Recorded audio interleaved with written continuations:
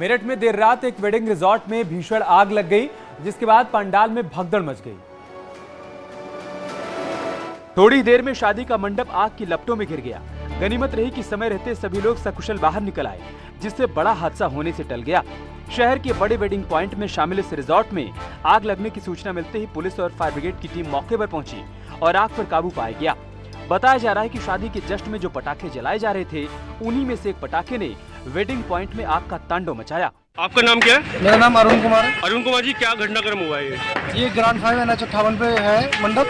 यहाँ पे फंक्शन था, यहाँ पे पटाखे चढ़ा रहे थे, पटाखा गया उसमें, इसलिए आग लग गई। ग्रांड 5 NH58 पे बाईपास। क्या कार्यक्रम था यहाँ पर? यहाँ पे कोई कार्यक्रम था, कार्यक्रम का नहीं पता। आग के बीच फंसे लोगों को निकालकर दूसरी जगह पर शिफ्ट किया गया। आग लगने से लाखों का माल जलकर राख हो गया। के सबसे विशालतम रिजॉर्ट में शामिल ग्रैंड 5 रिजॉर्ट में भीषण आग लगी थी। अब से कुछ ही देर पहले आग पर काबू पाया गया है। लाखों का माल जलकर राख हो गया है, लेकिन गनीमत ये रही कि कोई भी इस पूरी आगजनी में हताहत नहीं हुआ। बुलंदशहर में शराब नहीं मिलने पर असामाजिक तत्वों ने ठेके में आग लगा दी। साथ ही ठेके के बाहर खड़ी गाड़ियों को भी आग के हवाले कर दिया गया, जिससे हड़कंप मच गया।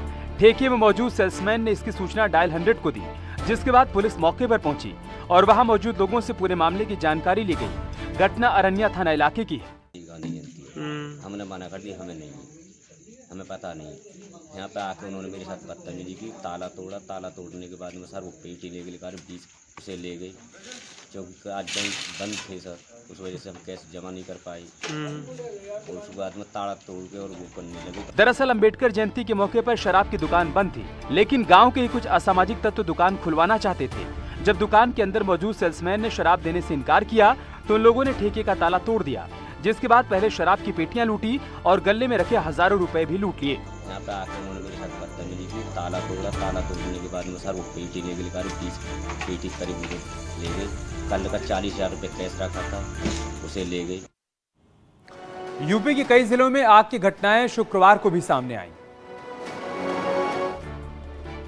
पहली घटना हाथरस की है, जहां रोहरी गांव में गेहूं के खेत में भीषण आग लग गई। ट्रांसफार्मर में शॉर्ट सर्किट से उठी चिंगारी ने देखते ही देखते पूरे खेत को तबाह कर डाला, जिससे करीब 4 बीघा खड़ी फसल जलकर राख हो गई। आग लगने से आसपास के खेतों के किसानों में भी अफरा तफरी मच गई। हवा चलने के साथ ही आग भी आगे बढ़ती जा रही थी। ऐसे में लोगों ने मिलकर आग पर काबू पाया। पिछले कुछ दिनों के अंदर हाथरस में आग की 6 से ज्यादा घटनाएं सामने आ चुकी हैं। किसानों का कहना है कि जिन खेतों के ऊपर से बिजली के तार गुजर रहे हैं या जिन खेतों के पास ट्रांसफार्मर लगे हैं, वहां आग की घटनाएं ज्यादा सामने आई हैं। उधर सिद्धार्थनगर में भी खेत में आग लग गई, जिससे 50 बीघा खेत जलकर राख हो गया। घटना सुगही के खैरा गांव की है, जहां गेहूं के ठंडल में आग लग गई। तेज हवा से आग बेकाबू हो गई। वहीं नोएडा के सेक्टर 65 में गत्ता बनाने वाली कंपनी में भीषण आग लग गई। फायर ब्रिगेड की 6 गाड़ियों ने कड़ी मशक्कत के बाद आग पर काबू पाया, लेकिन तब तक कंपनी में रखा लाखों का माल जलकर राख हो गया। आग लगने पर आसपास की फैक्ट्रियों को भी खाली कराया गया।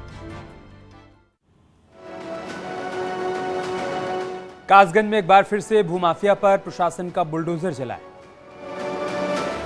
मामला गंजडवारा के अकबर नगर पलिया गांव का है, जहां दबंगों ने सड़क किनारे सरकारी जमीन पर कब्जा कर लिया था। चुनाव के दौरान ये कब्जा किया गया था। इसको लेकर प्रशासन ने नोटिस भी दिया था। शुक्रवार को प्रशासन की टीम बुलडोजर लेकर मौके पर पहुंची और दबंगों के अवैध निर्माण को गिराया गया। जब इलेक्शन का समय था, उसी समय ये लोग जो है कब्जा कर रहे थे, तो स्थानीय पुलिस गंजडवारा की और हमारे लेखपाल कानून को आए, इनको रोका जो है, लेकिन ये रोके नहीं, माने नहीं और यहाँ पे जो है दीवार खड़ी कर दिया। तो इसके बाद इनको जो है नोटिस दी गई और 1 सप्ताह के अंदर इनको हटा लेने के लिए कहा गया जो है, लेकिन इन लोगों ने हटाया नहीं, तो आज इनको कब्जा जो है हटवा दिया गया। दबंगों ने करीब 50 लाख की सरकारी जमीन पर कब्जा किया था। इसको प्रशासन ने अपने कब्जे में ले लिया और इस जमीन पर सरकारी बोर्ड लगा डाला। साथ ही दबंगों के खिलाफ कानूनी कार्रवाई भी करने की तैयारी की जा रही है।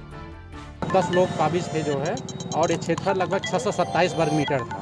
ये 627 वर्ग मीटर पे जितनी दीवार थी वो सब हटवा दिया गया है। ये कोई आवासीय नहीं था, ये लोग मेन रोड के किनारे हाई वैल्यू की जमीन थी, जिसको प्रतापगढ़ में पुलिस ने कुख्यात शराब माफिया संजय उर्फ गुड्डू सिंह पर गैंगस्टर एक्ट के तहत कार्रवाई की है। पुलिस ने गुड्डू सिंह की 13 संपत्तियों को कुर्क कर दिया, जिसकी कीमत करीब 7 करोड़ रुपए बताई जा रही है। मजिस्ट्रेट के साथ पहुंची पुलिस ने मुनादी के साथ कुर्की की कार्रवाई शुरू की। आपको बताते चलें कि पिछले साल पंचायत चुनाव के दौरान कुंडा इलाके में अवैध शराब की 3 फैक्ट्रियां पकड़ी गई थीं। अवैध शराब की कीमत लगभग 14 करोड़ रुपए थी, जिसके बाद शराब माफिया गुड्डू सिंह समेत कई आरोपियों को गिरफ्तार कर गैंगस्टर की कार्रवाई की गई थी, जिसके बाद शराब माफिया ने कोर्ट में सरेंडर कर दिया। प्रतापगढ़ के कुख्यात शराब माफिया संजय प्रताप सिंह उर्फ गुड्डू सिंह, इसके खिलाफ आज गैंगस्टर एक्ट के अंतर्गत धारा 14(1) के अंतर्गत बड़ी कार्रवाई की गई है। इसकी 13 प्रॉपर्टीज को आज जब्त किया गया है, जिनका टोटल वैल्यू 7 करोड़ रुपए है। एस्टेब्लिश हुए हैं कि इनके द्वारा जो ये 13 प्रॉपर्टीज हैं वो अपराध कारित करके संपत्ति अर्जित की गई और उसी से ये सारी की सारी प्रॉपर्टीज खरीदी गई हैं। पीलीभीत में भी आरोपियों के खिलाफ प्रशासन कार्रवाई करने में जुटा हुआ है। सदर कोतवाली के फीलखाना मोहल्ले में एक बदमाश के घर की कुर्की की गई। हत्या के आरोपी गैंगस्टर इमरान पर प्रशासन ने कार्रवाई की, जिसके घर डुगडुगी पिटवाकर कुर्की की कार्रवाई को अंजाम दिया गया। एसडीएम सदर की अगुवाई में गैंगस्टर की संपत्ति जब्त की गई। डीएम के आदेश पर बदमाश इमरान के घर के बाहर गेट पर पुलिस ने सील लगा दिया। इस दौरान मौके पर भारी पुलिस फोर्स मौजूद रही। आपको बता दें कि कुछ दिन पहले इमरान ने दिन दहाड़े एक युवक की गोली मारकर हत्या कर दी। ये माननीय जिलाधिकारी महोदय के जो है न्यायालय से आदेश हुआ था।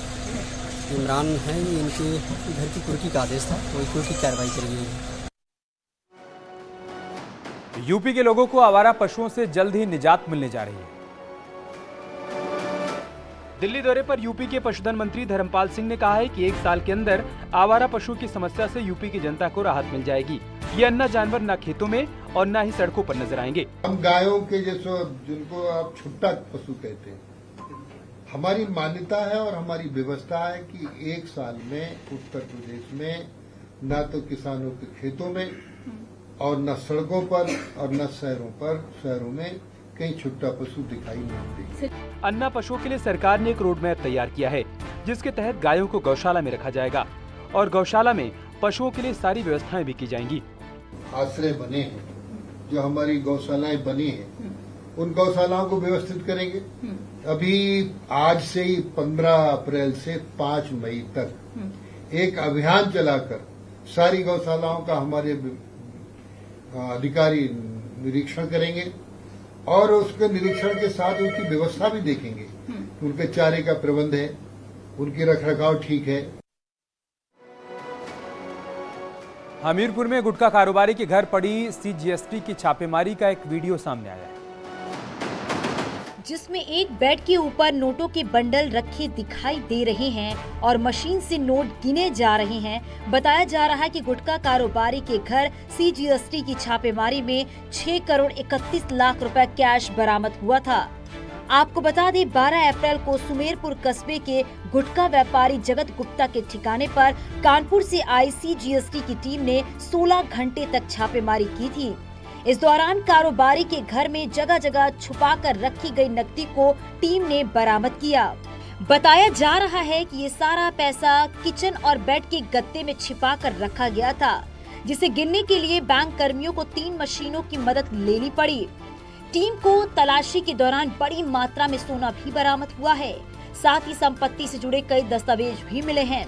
सीजीएसटी की टीम ने कैश को कब्जे में लेकर सरकारी खजाने में जमा कराने की कार्रवाई शुरू कर दी है। साथ ही गुटखा कारोबारी पर भी कानूनी कार्रवाई की तैयारी की जा रही है। यूपी में पुलिस और बदमाशों के बीच मुठभेड़ का सिलसिला जारी है। सीतापुर में पुलिस ने 3 बदमाशों को गिरफ्तार किया। तीनों बदमाशों पर 25-25 हजार रुपए का इनाम घोषित था। मुठभेड़ की घटना तालगांव थाना इलाके में हुई। आज सुबह पुलिस ने मुखबिर की सूचना पर बदमाशों की घेराबंदी की, जिसके बाद बदमाशों ने पुलिस टीम पर फायरिंग कर दी, तो जवाबी कार्रवाई में 3 बदमाश गोली लगने से घायल हो गए, जबकि उनके 3 साथी अंधेरे का फायदा उठाकर फरार हो गए। कलिकटिका गाड़ी से 6 लोग रात्र में लूट और चोरी करने की योजना बना के उस एरिया में भ्रमणशील थे। हमारी शॉर्ट सर्विलांस की टीम, थाने की टीम ने उनको घेराबंदी करने का प्रयास किया, जहां उनमें परस्पर फायरिंग हुई और उसमें 3 कुख्यात अभियुक्त मैं तमंचा नगदी के गिरफ्तार हुए और टिका गाड़ी बरामद हुई। इसमें उधर हापुड़ के श्यामनगर इलाके में पुलिस और बदमाशों के बीच मुठभेड़ हो गई, जिसमें एक शातिर बदमाश गोली लगने से घायल हो गया, जिसकी पहचान असलम के रूप में हुई है, जिस पर 2 दर्जन से ज्यादा मुकदमे दर्ज हैं। पुलिस को बदमाश की लंबे समय से तलाश थी। ये इसका नाम असलम पुत्र फारूक है, जो कि मसूरी थाना क्षेत्र का रहने वाला है और इसके ऊपर पहले से भी 1.5 दर्जन जो अभियोग हैं वो पंजीकृत हैं, जिसमें सीरियस ऑफेंस जैसे कि लूट डकैती के भी मुकदमे इसके खिलाफ दर्ज हैं। फतेहपुर पुलिस ने शराब तस्करों के गिरोह का पर्दाफाश किया है। इनके कब्जे से भारी मात्रा में शराब बरामद की गई है। इसमें से 20 पेटी देशी शराब भी बरामद हुई है, जो इन तस्करों ने कानपुर के मुरादपुर में एक शराब के ठेके से चोरी की थी। दरअसल बकीवर पुलिस ने मुखबिर की सूचना पर इस गिरोह का पर्दाफाश किया था। ये कानपुर आउटर में महाराजगंज थाने में इन्होंने कुछ शराब भी चुराई थी। 35 पेटी वहाँ चुराई गई है, जिसमें से 20 पेटी यहाँ बरामद हुई है। 10 पेटी और भी अब मिश्रित शराब है, इनके साथ देसी शराब है। शराब तस्करी की सूचना पर पुलिस ने बैठका चौराहे पर कड़ी नाकाबंदी की थी। इस दौरान कानपुर की ओर से फतेहपुर आ रही एक कार को जब रोका गया तो उसके अंदर से शराब बनाने का सामान मिला। जब पुलिस ने शराब तस्करों से पूछताछ की तो रिंद नदी के पास बने एक पॉलिटेक्निक कॉलेज के पीछे खंडहर में छुपाई गई शराब की खेप का भी पता चला। पुलिस ने शराब तस्करी के आरोप में 4 बदमाशों को गिरफ्तार कर जेल भेज दिया है। पूछताछ किया गया तो उन्होंने बताया कि हम अवैध शराब बनाते भी हैं और बेचते हैं। फिर इनके निशानदेही पे बरामद किया गया, वहाँ पे ढेर सारी बोतलें, खाली बोतलें, रैपर, बारकोड, यूरिया। कानपुर में मीनारी मस्जिद और शिव संतोषी मस्जिद अमन पसंद लोगों के लिए मिसाल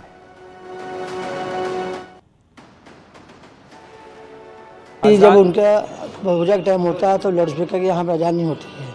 अजान जो होती है तो धीमी अजान अजान और हनुमान चालीसा विवाद के बीच कानपुर के टाटमिल चौराहे पर मीनारी मस्जिद और शिव संतोषी मंदिर में इस विवाद की परछाई तक नहीं पहुंची है। यहां सालों से दोनों समुदाय के लोग एक दूसरे की आस्था का सम्मान करते हैं। जब मंदिर में आरती होती है तो मस्जिद के लाउड स्पीकर की आवाज़ कम कर दी जाती है। इस परिसर में मंदिर और मस्जिद है और दोनों का रास्ता एक ही है। एक ही परिसर में मंदिर जाने वाले लोग हाथ पैर धोते हैं तो उसी नल से मुसलमान वजू कर नमाज पढ़ने जाते हैं।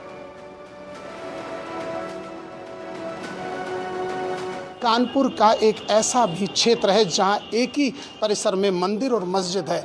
जब मंदिर में होती है आरती तब मस्जिद में लाउडस्पीकर किया जाता है डाउन, और जब मस्जिद में होती है अजान तो मंदिर में भजन कीर्तन को किया जाता है कुछ देर के लिए शांति। यानी हिंदू मुस्लिम एकता का यदि प्रतीक देखना हो तो चले आए कानपुर।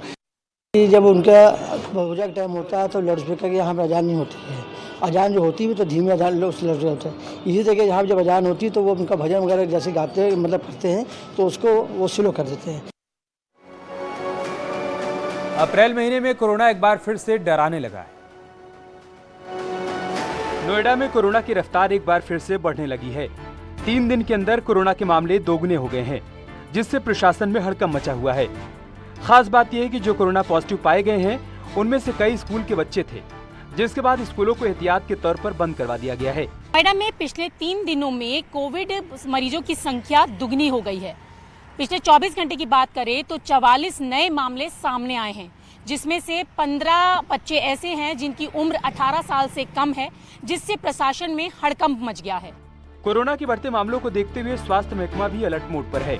साथ ही प्रशासन ने एक टोल फ्री नंबर भी जारी कर दिया है, तो स्कूलों को भी कोविड केस सामने आते ही तुरंत बताने के निर्देश दिए गए हैं। स्कूलों को निर्देशित किया गया है कि अगर किसी भी स्टूडेंट में कोई लक्षण पाए जाते हैं तो तुरंत जानकारी दी जाए। इसके साथ ही 68 नमूनों को जीनोम सीक्वेंसिंग की जांच के लिए भेजा गया है, ताकि नए वेरिएंट, नए स्ट्रेन का पता लगाया जा सके। साथ ही साथ प्रशासन ने ये भी कहा है कि किसी तरीके की कोई लापरवाही ना बरती जाए। यहाँ रुक रहे हैं छोटे से ब्रेक के लिए, जल्द लौटेंगे कुछ और खबरों के साथ।